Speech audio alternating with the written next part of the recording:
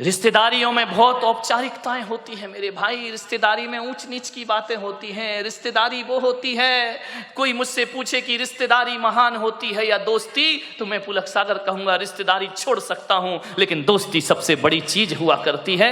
दोस्ती में कुछ ऊंच नीच नहीं होता है। दोस्ती में, रिश्तेदारी में तो रिश्तेदारों से संभल संभल के बोलना पड़ता है। हमको पूछा नहीं, हमारा सम्मान नहीं किया, हमारा, ये रिश्तेदारियों के लफड़े हैं। हम उनके घर गए, हमें पानी को नहीं पूछा। दोस्त ऐसा कभी नहीं कहता है मेरे भाई। दोस्त के मन में ये बातें कभी नहीं आती हैं। रिश्तेदार में बहुत सी रिश्तेदारी निभाना पड़ती है, दोस्ती निभाना नहीं पड़ती। दोस्ती तो जीना पड़ती है, आनंद के साथ दोस्ती जी जाती है मेरे भाई। रिश्तेदार शिकायत से भरे होते हैं। कभी कमर साहब आ जाएं, दामान जी आ जाएं, यदि आपके घर में खाएंगे पिएंगे, तिलक भी करवाएंगे, टिफिन भी ले जाएंगे, और घर जाके कहेंगे मजा नहीं आया, धत तेरे की मर गया वो करते करते ससुर साहब, तुमने क्या दिया, मजा नहीं आया।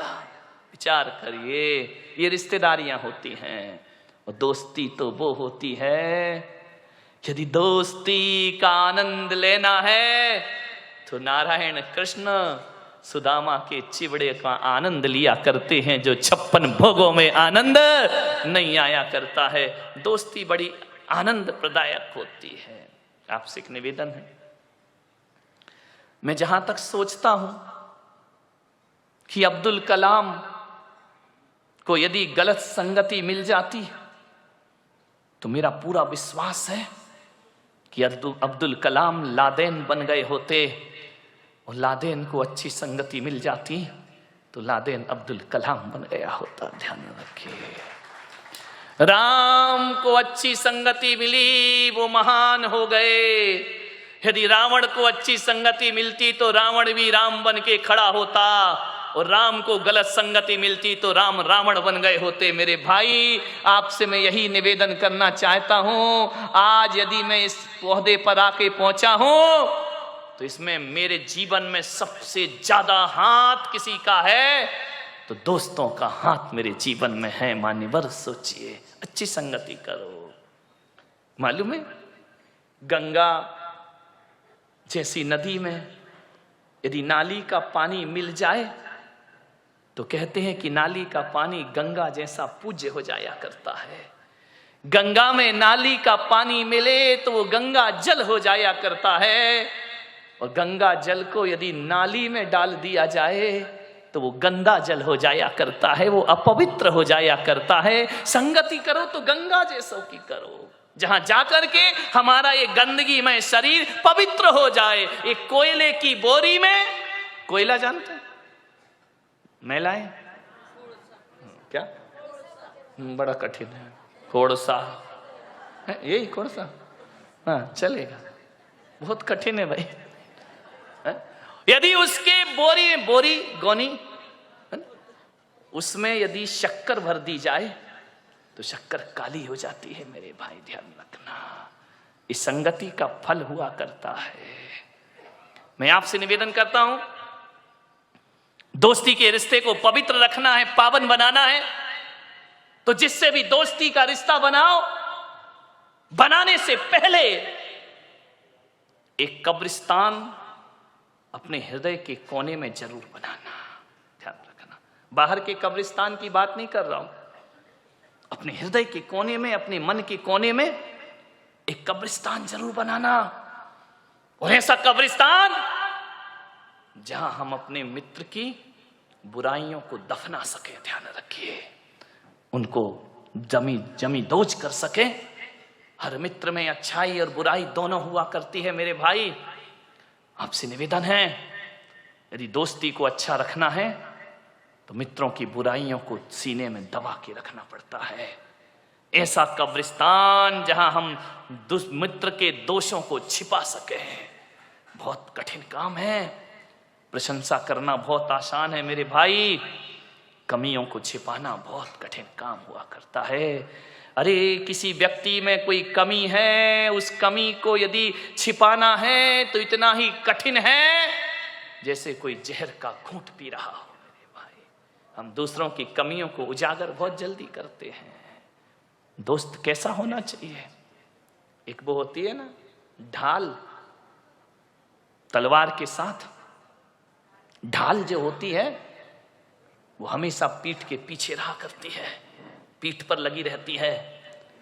लेकिन जो ढाल जो पीठ पर है, लेकिन जब उसका दोस्त रणभूमि में खड़ा होता है और जब उस पर तलवारों से आक्रमण होता है तो पीछे की ढाल छाती के सामने आ जाया करती है।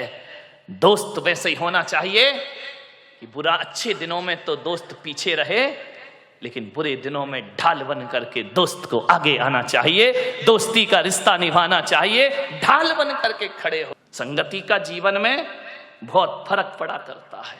एक संत के पास 2 तोते थे। एक आदमी उनके यहां बैठने गया संत जी के दर्शन करने।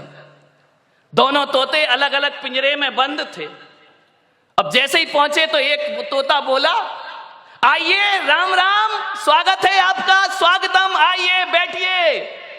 आदमी को बड़ा अच्छा लगा कि यार तोता कितना मीठा बोल रहा है। जय जिनेन्द्र, राम राम, आइए भाई साहब बैठिए, अतिथि देवो भव, आपका स्वागत है, आपका सम्मान है। इतना सुकून मिला उसको। वो मुड़ा थोड़ा सा दूसरे तोते की तरफ। दूसरा तोते ने इतनी गालियां बकी, इतनी गालियां बकी, मारो, काटो, पीटो, पकड़ो, लूटो। अरे उसने कहा कि संत जी क्या मामला है? एक तोता गालियों पे गालियां बक रहा है और एक तोता आइए स्वागतम बड़ा मीठा शब्द बोल रहा है। संत ने कहा, मैंने इन तोतों से कुछ जिंदगी का पाठ पढ़ा है। बोले क्या पाठ पढ़ा है? बोले जब ये तोते पैदा हुए थे, एक तोता मैंने डाकू के घर भेज दिया था और एक तोता मैंने साधु के घर भेज दिया था। अरे जो साधु का तोता था वो कहता था राम राम तुम्हारा स्वागत है, और जो डाकू के घर पला है वो कहता है मारो, काटो, पकड़ो और लूटो। ये संगति का फल है। तोता तो एक ही है ना, किस घर में पड़ा है? एक बात याद रखना, भीलनी के घर में पड़ा हुआ चंदन तिलक लगाने के काम नहीं आता, चूल्हे में जला करके रोटियां बनाया करती है। ध्यान रखना, भीलनी के घर में रखा हुआ हीरे का टुकड़ा आभूषण नहीं बनता है, वो पैर घिसने के काम आया करता। कहां पड़े हो आप? चंदन पड़ा चमार घर, ध्यान रखिए, नित नित कूटे चाम। चंदन कहां जाना चाहिए? किसी पंडित पुजारी के पास जाए तो माथे का तिलक बनेगा, और ऐसी जगह चला जाए जहां रोज चमड़ा कूटा जाएगा। ध्यान रखिए, सोचना है आपको, आप कीमती हैं, आप महत्वपूर्ण हैं। दोस्ती को ध्यान में रखिए, किसके साथ आपका उठना बैठना है। एक बात याद रखना, मैं खाने में बैठकर दूध पीना खराब है। ध्यान रखिए, मैं खाने में बैठकर दूध भी पियोगे तो शराबी का दर्जा मिलेगा तुम्हें, इतना स्मरण रखना। और संत के दरबार में पानी भी पियोगे तो पानी नहीं, अमृत और आशीर्वाद का नाम उसे दिया जाता है, अमृत पान हुआ करता है। चीज तो वही है, चीज में क्या फर्क पड़ता है? संगति किसकी कर रहे हो? अच्छे लोगों की संगति करो, ऊंचे लोगों की संगति करो। ऊंचे लोग, ऊंची पसंद, कौन बोला? माणिकचंद। ध्यान रखिए, माने संगति कैसे करना है, ऊंचे विचार। मैं जब स्कूल में पढ़ता था, पढ़ाई में बहुत वीक था, बहुत कमजोर। हकीकत बताऊं, धक्के लग लग के पास होता था, पढ़ाई में मन ही नहीं लगता था, दुनिया भर की शैतानी में मन लगता था, पढ़ने लिखने में कोई दिमाग नहीं, बस इसी में खुश थे। कभी देखने ही नहीं कितने परसेंट, और हमारे समय तो परसेंटेज का लफड़ा ही नहीं था। इस क्लास से उस क्लास में चले गए, पास हो गए, ना माँ बाप को कुछ पड़ी है ना हमें कुछ पड़ी है। जाकर के देखा, बोले क्या रिजल्ट पास, नाचते गाते आ गए, जानते ही नहीं थे 90% क्या होते हैं। आजकल के बच्चे को तो 98% आ जाए तो डिप्रेशन में चला जाता है, 2% कम क्यों हुए। हम लोग तो कोई लफड़ा ही नहीं था, आ गए, पास हो गए, निकल गए, बैठ गए अगली क्लास में, कोई परसेंटेज की बात नहीं थी। कई बार तो 5 नंबर का ग्रेस भी लग के अगली क्लास में बिठा दिया जाता था। मान्यवर सोचिए, बड़ी पढ़ाई बड़ी मजेदार थी। फेल भी हो गए तो कोई टेंशन नहीं। एक लड़का फेल हो गया था हमारी क्लास में बचपन में, अब वो फेल तो हो गया बेचारा, बड़ा रो रहा। मैंने कहा काहे को रोता है यार, हो गया, फेल हो गया। स्कूल अगर आए तो पढ़ना ही पड़ेगा, पढ़ाई गर जहर है तो पीना ही पड़ेगा। उस समय मैंने कविता लिखी थी, गिर गिर के पढ़ाई में संभलते ही रहेंगे। ये मेरी बचपन की कविता। गिर गिर के पढ़ाई में संभलते ही रहेंगे, गर फेल भी हो जाए तो पढ़ते ही रहेंगे। जिसने किया फेल वही पास करेगा, पढ़ाई अगर जहर तो पीना ही पड़ेगा। हाँ, कितने खुश हो गए। देखो ऐसी बातें इतनी जल्दी आ जाती हैं। अरे जो फेल कर रहा वही पास करेगा, टेंशन काहे को ले रहा है, अभी नहीं करेगा अगले साल करेगा। आज की पढ़ाई बिल्कुल अलग हो गई है। ध्यान। मैं पढ़ता था, पीछे की लाइन में बैठता था, मेरे नंबर कम आते थे। मेरे एक शिक्षक थे, आज मुझे स्मरण में आ रहे हैं, डी भारत, क्रिश्चियन थे। वो मुझे बहुत प्यार करते थे बचपन में। वृद्ध थे, रिटायर्ड होने के बाद भी वो स्कूल पढ़ाते थे कि मैं सरकार की पेंशन जो मिलती है ना, ये फ्री में नहीं खाऊंगा, जब तक हाथ पैर चल रहे हैं स्कूल रोज आऊंगा। ऐसे वह शिक्षक थे। उन्होंने एक दिन मुझे बुलाया कि इधर आओ, तुम देखने में तो बड़े अच्छे हो। उस समय तो मैं अच्छा ही था। क्यों अभी गड़बड़ लग रहा हूं क्या? ध्यान रखिए। उन्होंने कहा इधर आओ, तुम पढ़ते लिखते क्यों नहीं हो? मैंने कहा पढ़ता तो दिमाग में कुछ नहीं चढ़ता है। बोले नहीं चढ़ेगा। मालूम है मेरी संगति खराब थी, गलत लोगों के साथ पीछे की सीट में बैठता था, मस्ती करना, टीचर पढ़ा रहा है एक दूसरे की छेड़छाड़ करना, टीचरों के नाम रखना उल्टे सीधे।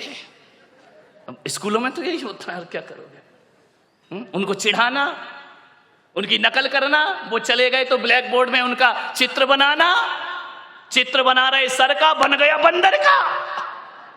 बड़ी आफत होती थी।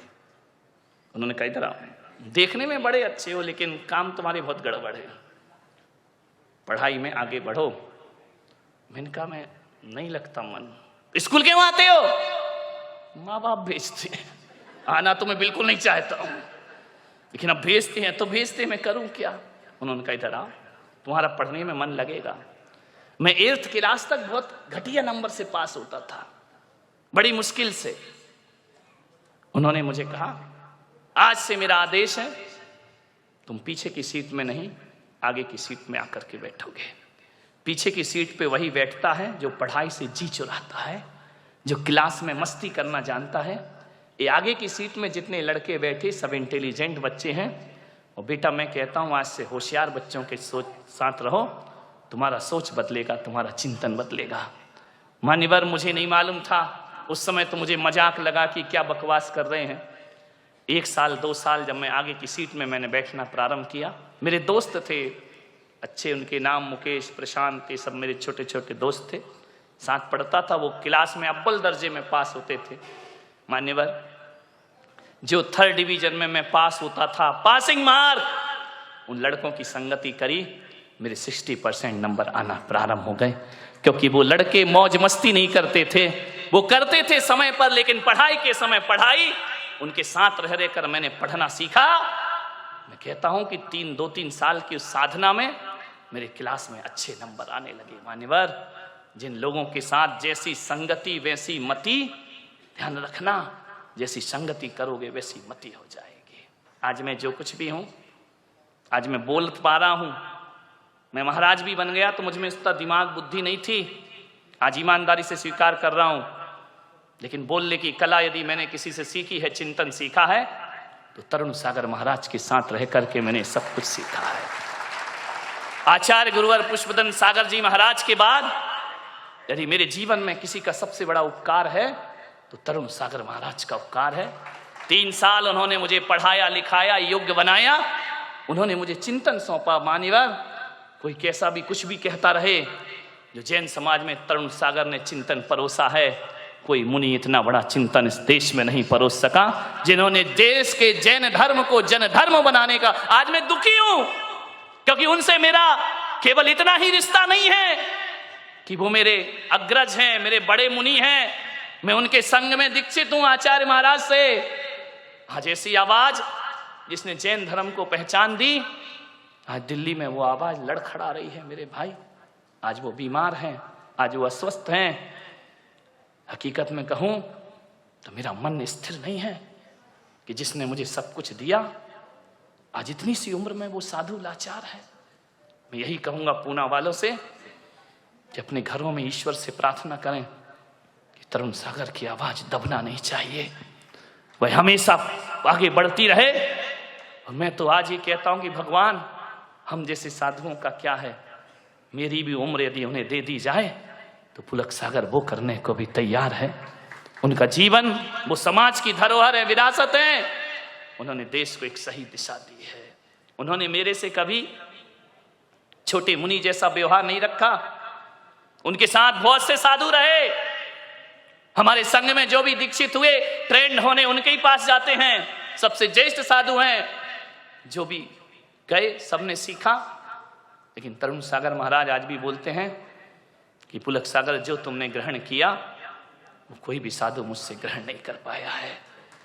उन्होंने हमेशा मुझे अपना छोटा भाई ही नहीं, छोटा मुनि ही नहीं, उन्होंने हमेशा मुझे अपना मित्र समझा है। आज भी हमारे उनके रिश्ते आज दूर दूर होने के बाद भी सबसे घनिष्ठ मित्रता यदि किसी से है तो तरुण और पुलक सागर की जोड़ी। नॉर्थ में जाकर के आप देखेंगे, यदि मैं उत्तर प्रदेश में चला जाऊं ना, दिल्ली में चला जाऊं, तो आज भी दिल्ली वाले मुझे छोटा महाराज कहकर बुलाते हैं। बड़े महाराज तरुण सागर, छोटे महाराज पुलक सागर। आज भी मैं उनकी नजरों में बड़ा नहीं बना। ऐसी जोड़ी 3 साल हम लोग साथ रहे, एक भी दिन विवाद नहीं, झगड़ा नहीं, लड़ाई नहीं, कभी जोर से नहीं बोले। नहीं तो तरुण सागर को समझना बहुत बड़ी बात है। लेकिन आज तक मैं इस भरी सभा में कह रहा हूं कि कभी हम दोनों के बीच में तू मैं नहीं हुई। कभी उन्होंने मुझे जोर से नहीं बोला, डांटा नहीं, और उन्होंने डांटा नहीं और मैंने भी कभी डांटने का अवसर उनको प्रदान नहीं किया। आज वो पीड़ित हैं। विनोद गया है संदेश लेकर, बहुत अस्वस्थ है वो। मैं आपसे निवेदन करता हूं, मत दो कुछ, एक संत को हृदय से दुआ दे दो। कभी कभी दवा जो काम नहीं करती वो दुआ काम करती है, ध्यान रखना। वो निरोग हो, वो स्वस्थ हो। मान्यवर, विषय मेरा बदल गया, लेकिन भीतर से दुख है मुझे। साल भर हो गए, 2 साल हो गए उन्हें परेशानियों को झेलते झेलते। यहां से भी गए थे तो बीमार ही थे। खैर, मैं इतना ही कहूंगा कि जिंदगी में दोस्ती हमेशा याद रहती है।